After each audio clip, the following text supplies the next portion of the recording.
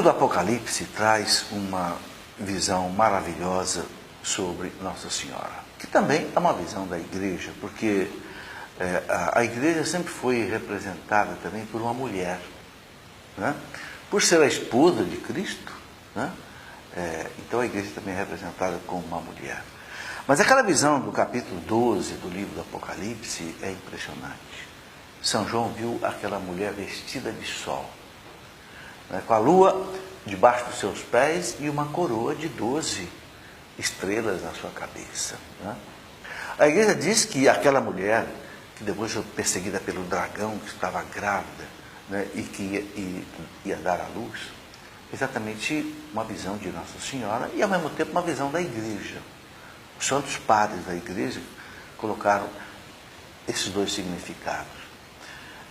O que significa esta imagem, né? Essa imagem significa o universo glorificando Nossa Senhora. É preciso entender que naquele tempo, no tempo de São João, no primeiro século, tudo que eles conheciam do universo, o que era? Era o Sol, a Lua e as estrelas. Eles não tinham os conhecimentos que nós temos hoje de astronomia, de astrofísica, onde nós sabemos que existem hoje os quasars, os púlsares, os buracos negros, os cometas, as galáxias. Não, eles não conheciam nada disso, porque não havia luneta, nem telescópio, nem nada disso. Era só o que se era possível ver a olho nu. Então, que visão São João teve? O universo, a criação, glorificando Nossa Senhora. O sol se apresenta como seu manto, vestida de sol, né? Para todos nós, a roupa, a veste, é um símbolo, tem um significado, né? As pessoas usam uniforme, o soldado usa uma farda, o médico usa o branco, o rei usa, né, toda aquela roupa de majestade. Então o sol se põe assim como o seu manto, né? A lua se põe como um pedestal. Pedestal é sinal de glória, né? Sinal de elevação, né? E na cabeça uma coroa de 12 estrelas. Por que o 12? Um dos santos da igreja, São Luís de Montfort, devotíssimo de Nossa Senhora, lá do século XVIII, São Luís de Montfort diz assim: como não cabiam todas as estrelas, né, numa coroa, porque as estrelas nós sabemos que são trilhões, ou mais, talvez 4 trilhões ou 6 trilhões, a cada dia os astrônomos descobrem mais. Então vieram 12, por quê? Porque o 12, na linguagem bíblica, teológica, desde o Antigo Testamento, significa a plenitude, a perfeição. Então nós encontramos aí as 12 tribos de Jacó, encontramos 12 apóstolos, né? O 12 é um número que tem um simbolismo muito forte. Então a gente vê essa visão que já representa aí a glória da Virgem Maria. Por quê? Porque é mãe do rei. Ora, a mãe do rei, o que é? Rainha. É por isso que o universo a coloca nesse esplendor de glória.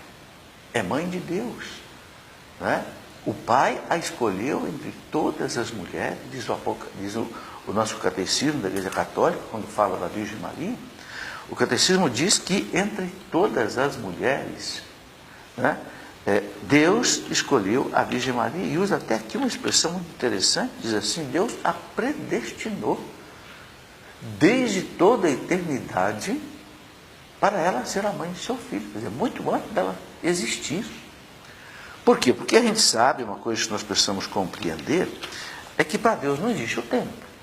Isso é uma coisa muito importante de você entender, para você entender as coisas de Deus. Para nós, humanos, existe passado, presente e futuro. Você viveu um acontecimento, ele passou, é o seu passado, você não tem mais acesso a ele. Você só tem acesso ao presente. Aquilo que ainda não aconteceu, que ainda virá, é futuro. Para Deus não, para Deus é tudo hoje.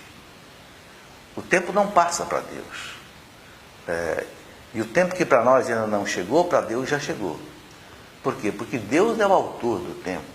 O tempo não existe para Deus como existe para nós. Deus está acima do tempo. Deus é o Senhor do tempo. Agora, com a descoberta do Big Bang, os físicos estão dizendo que o tempo começou exatamente no Big Bang. 13,7 bilhões de anos atrás. Né?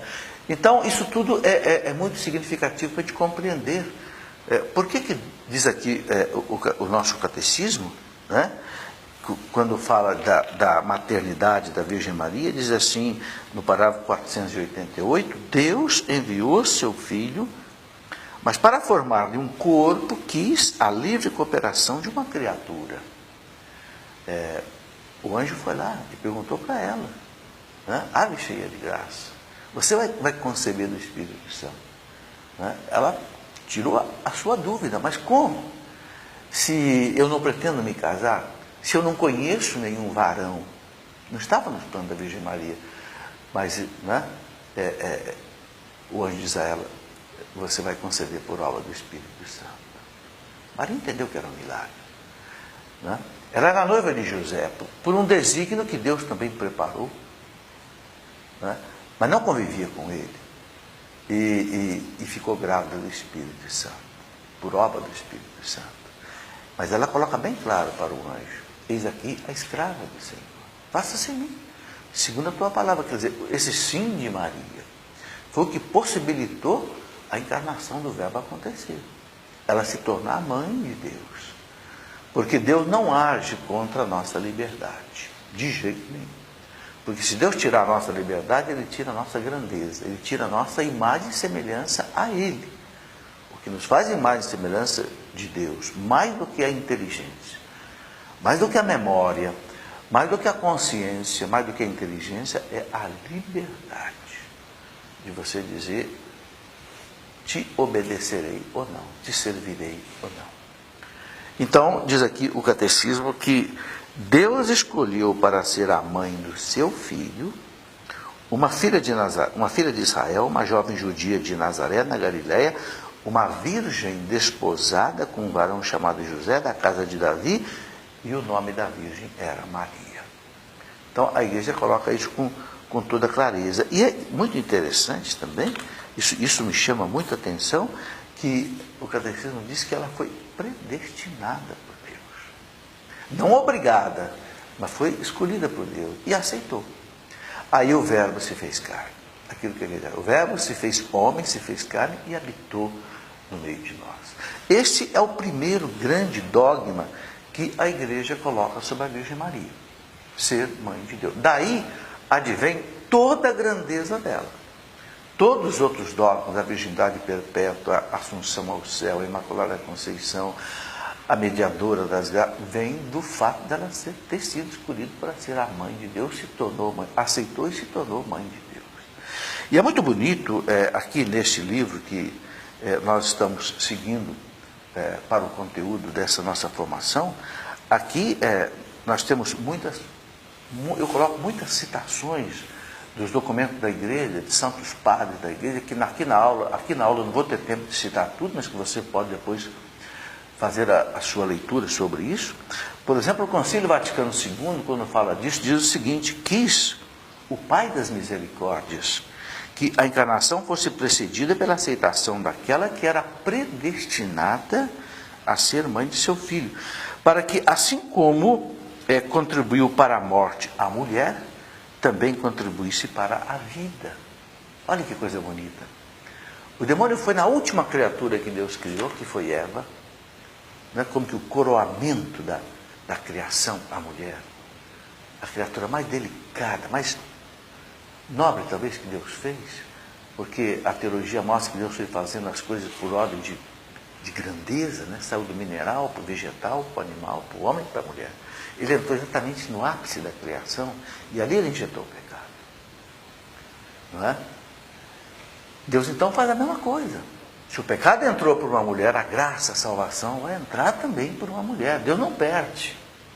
E Deus atua na redenção no mesmo teatro em que atuou a perdição. Deus atua no mesmo teatro da salvação. Houve um velho Adão, um novo Adão que é Jesus, uma velha Eva, uma nova Eva que é Maria, né? Que se tornou então mãe de Deus. E a igreja faz questão de celebrar essa festa no primeiro dia do ano, a maternidade divina de Maria.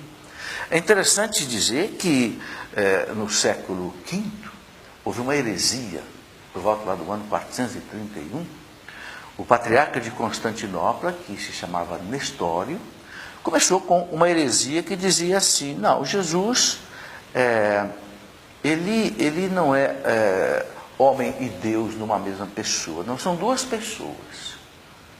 Há um Jesus homem e um Jesus que é Deus. E a Virgem Maria é mãe só do Jesus homem.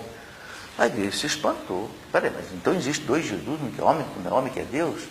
E foi preciso fazer um concílio, o concílio de Éfeso, no ano 431. Éfeso é uma cidade hoje da Turquia, que na época era a capital da província romana da Ásia Menor, uma cidade que tinha 300 mil habitantes. São João foi morar lá com Nossa Senhora depois que Jesus morreu. E os arqueólogos encontraram, inclusive, lá nas montanhas de Éfeso, a casinha de Nossa Senhora. Eu mesmo pude estar lá 3 vezes nas peregrinações que a Obra de Maria com a Canção Nova faz a Éfeso, os caminhos de São Paulo, que passa por Éfeso. Muito bem, então ali em Éfeso, na Basílica de São João, onde existem as ruínas dessa basílica, que é do século IV, século V, ali houve um concílio onde a igreja proclamou solenemente, concílio ecumênico, ou seja, concílio onde o Papa chama todos os bispos do mundo. O concílio proclamou solenemente a Virgem Maria é Theotokos, porque se falava o grego na época. Theo quer dizer Deus, Tokos que quer dizer mãe. Maria é mãe de Deus. E é muito interessante que o povo aplaudiu. Por que o povo aplaudiu? Porque o povo já chamava Nossa Senhora de mãe de Deus. A oração mais antiga que a igreja conhece sobre a Virgem Maria é uma oração do início do século II, que foi encontrado no norte do Egito, na cidade de Alexandria, num fragmento de papiro, que os papirólogos, os entendidos em papiro, decifraram como sendo comecinho do século III, ano 200 e pouco, uma oração escrita em grego, né, que dizia, debaixo da vossa proteção nos refugiamos, ó Santa Mãe de Deus. Está escrito no papiro, Agios Theotokos, que em grego quer dizer Santa Mãe de Deus. Né? Debaixo da vossa proteção nos refugiamos, ó Santa Mãe de Deus, não desprezeis nossas súplicas em nossas necessidades, mas livrai-nos sempre de todos os perigos. Virgem gloriosa e bendita, já a chamavam de Virgem e de Mãe de Deus no século II. Quem? Os nossos primeiros mártires, aqueles que enfrentavam a morte diante da perseguição romana, que você sabe que foi até o ano 313. Né? Então, por tudo isso é que a igreja realmente chama Nossa Senhora de, não apenas Mãe de Jesus, o homem, mas Mãe de Deus. Porque o Verbo se encarnou nela, o Verbo, o divino, assumiu nela a humanidade, sem deixar de ser Deus. Então ela se tornou mãe de Deus. Então você pode completar esse estudo, né, aí no espaço virtual, né, do ambiente virtual, daí do aprendizado, do Instituto da Renovação Carismática Católica, também nesse livro que você pode ler aí o capítulo sobre a maternidade divina da Virgem Maria, que tem muito mais coisa do que isso que eu coloquei. Você pode, então, também tirar as suas dúvidas, né, com questionamento, com os exercícios que estão aí à sua disposição, e com o fórum também, que você pode participar aí na discussão desse assunto. Até o nosso próximo programa, em que a gente vai falar, então, da Imaculada Conceição.